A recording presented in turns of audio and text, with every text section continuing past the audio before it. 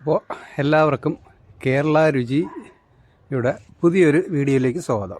ഇന്ന് നമ്മൾ പറയുന്നത് നമ്മൾ അബിയു കൃഷിയെക്കുറിച്ചാണ്. അബിയു ഇപ്പോൾ ഒരുവിധപ്പെട്ട എല്ലാ വീടുകളിലും കൃത്യമായും ഓരോ ചെടിയെങ്കിലും എല്ലാവരും ഒക്കെ നടുന്നുണ്ട്. അപ്പോൾ അതിൻ്റെ പരിചരണങ്ങളും മറ്റുമൊക്കെയാണ് ഇന്നിപ്പോൾ പറയുന്നത്. എനിക്കെന്ന് പറഞ്ഞാൽ എൻ്റെ അബിയു ഇപ്പം നിറയെ പൂത്തിട്ടുണ്ട്. ഞാനിതിന് അങ്ങനെ പ്രത്യേകിച്ച് വലിയ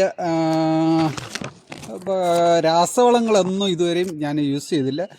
ഞാനിത് വാങ്ങി നട്ടിട്ട് ഇപ്പോൾ ഏകദേശം 1 കൊല്ലം ആവുന്നതേ ഉള്ളൂ. ഏകദേശം അവിടെ ഇരുന്ന് 1 കൊല്ലമായ തൈയാണ്. എനിക്ക് ഇപ്പോൾ ഇതാ നിറയെ എല്ലാ കമ്പുകളിലും നിറയെ മൊട്ടുകൾ വന്ന് അതിങ്ങനെ വിരിഞ്ഞ് തുടങ്ങിയിട്ടുണ്ട്. വലിയ തെറ്റില്ലാത്ത വളർച്ചയെ എനിക്കിതിന് കിട്ടി. എൻ്റെ ഒരു താല്പര്യം പൊക്കത്തിൽ കൂടുതൽ ഇതായി. എല്ലാ ശിഖരങ്ങളിലും ഇതാണ്ട മൊട്ടുകൾ ഇഷ്ടം പോലെ വരുന്നുണ്ട്. അപ്പോൾ ഇതിന് ഞാൻ ചെയ്യുന്ന വളം എന്ന് പറയുന്നത്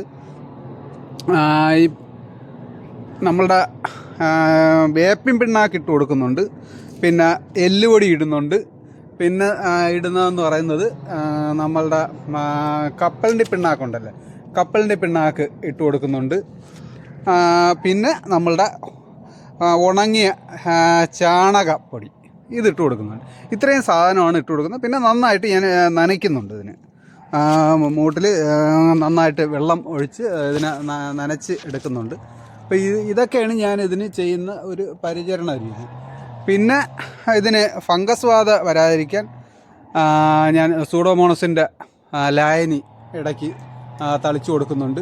അപ്പോൾ ഇങ്ങനെയുള്ള കുറച്ച് പരിചരണങ്ങളിലൂടെ എനിക്ക് എന്തായാലും ഇതിപ്പോൾ 1 കൊല്ലം കഴിഞ്ഞപ്പോൾ തന്നെ നന്നായിട്ട് പൂക്കുന്നുണ്ട്. ഇനി പിടിക്കുമോ ഇല്ല എന്നുള്ളതിനെക്കുറിച്ച് എനിക്കും അറിയത്തില്ല. എന്തായാലും പിടിച്ച് കഴിയുമ്പോൾ ഞാൻ ഇതിൻ്റെ തുടർ വീഡിയോ നിങ്ങൾക്ക് ഇട്ട് തരുന്നതാണ്. പിന്നെ ഇതിൻ്റെ മൂട്ടിൽ ചുവട്ടിൽ ഉണ്ടല്ലേ നന്നായിട്ട് ഞാൻ ചവർ ഇട്ട് ഇട്ട് കൊടുത്തിട്ടുണ്ട്.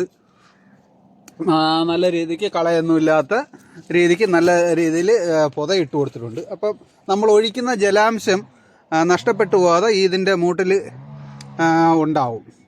പിന്നെ ഇത് നിൽക്കുന്ന സ്ഥലം എന്ന് പറയുന്നത് അധികം വെയിൽ ഇല്ലാത്ത ഒരു സ്ഥലത്താണ് ഇത് നിൽക്കുന്നത്. എന്നാൽ വെയിൽ കിട്ടുന്നുമുണ്ട്. അധികം വെയിൽ ഇതിന് ഇല്ലാത്ത ഒരു സ്ഥലം ആണ് ഞാനിതിന് തിരഞ്ഞെടുത്തിരിക്കുന്നത്. എന്തെന്ന് പറഞ്ഞാൽ എനിക്ക് ഇത് ഇവിടെ സ്ഥലക്കുറവുമുണ്ട്. മഞ്ഞൾ, ജാതി, ഇങ്ങനെ പല കൃഷികളും എനിക്കിതിൻ്റെ ഇടയ്ക്കുണ്ട്. കുരുമുളകുണ്ട്. അപ്പോൾ ഇതെല്ലാം കൂടെ ആവുന്നുണ്ട്. ഇതിന് വെയിലിന് അധിക വെയിൽ ഇതിലോട്ട് വരുന്നില്ല. മുരിങ്ങയുണ്ട്. അപ്പം മറ്റ് എല്ലാ കൃഷികളുടെയും കൂടെ ഇടയ്ക്കാണ് ഞാൻ ഈ അബിയും നട്ടിരിക്കുന്നത്. എന്നിട്ട് തന്നെ എനിക്ക് നന്നായിട്ട് ഇതിൽ ആദ്യ കൊല്ലം തന്നെ ഇപ്പം നിറയെ പൂ വന്നിട്ടുണ്ട്. അപ്പോൾ എല്ലാവരും വീട്ടിൽ നമ്മളുടെ ആവശ്യത്തിനെങ്കിലും 1 മൂട് അബിയുമെങ്കിലും നട്ട് വളർത്തണം എന്നാണ് എൻ്റെ ഒരു അഭ്യർത്ഥന. എന്നിട്ട് ഇതുപോലെ രാസവളങ്ങൾ കഴിവതും ഒഴിവാക്കുക. രാസവളങ്ങൾ ഒഴിവാക്കി നമ്മൾ ഇതിൽ കീടനാശിനികളും ഒക്കെ ഒഴിവാക്കുക.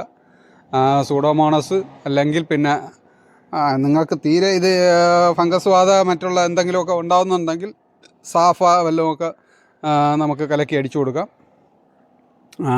അല്ലാതെ മറ്റ് കീടനാശിനികൾ കഴിവതും ഒഴിവാക്കുന്നതാണ് നല്ലത്. അപ്പോൾ ഇതിൽ നന്നായി പുതിയ തളിർപ്പുകൾ ഇപ്പോൾ വന്നു തുടങ്ങിയിട്ടുണ്ട്. അതിനിടയിലാണ് എനിക്ക് ഈ മൊട്ടുകളും ഇഷ്ടംപോലെ വരുന്നത്. നല്ല തളിർപ്പുകളുണ്ട്. ഇഷ്ടംപോലെ മൊട്ട് ഇതിൽ വന്ന് പൂക്കൾ വിരിഞ്ഞു തുടങ്ങി. അപ്പോൾ എൻ്റെ ഈ വീഡിയോ കാണുന്നവർ നിങ്ങൾക്ക് തുടർന്നുമുള്ള വീഡിയോകൾ കിട്ടണമെന്നുണ്ടെങ്കിൽ ഒന്ന് ബെല്ലൈക്കൻ അമർത്തുക. സബ്സ്ക്രൈബ് ചെയ്യാതെയാണ് നിങ്ങൾ കാണുന്നതെന്നുണ്ടെങ്കിൽ ഒന്ന് സബ്സ്ക്രൈബ് ചെയ്യുക. പിന്നെ നിങ്ങളുടെ കൂട്ടുകാർക്ക് ഇതൊന്ന് ഷെയർ ചെയ്ത് കൊടുക്കുക. നിങ്ങളുടെ വിലയേറിയ അഭിപ്രായങ്ങൾ കമൻസായി രേഖപ്പെടുത്തുക. അപ്പോൾ എല്ലാവർക്കും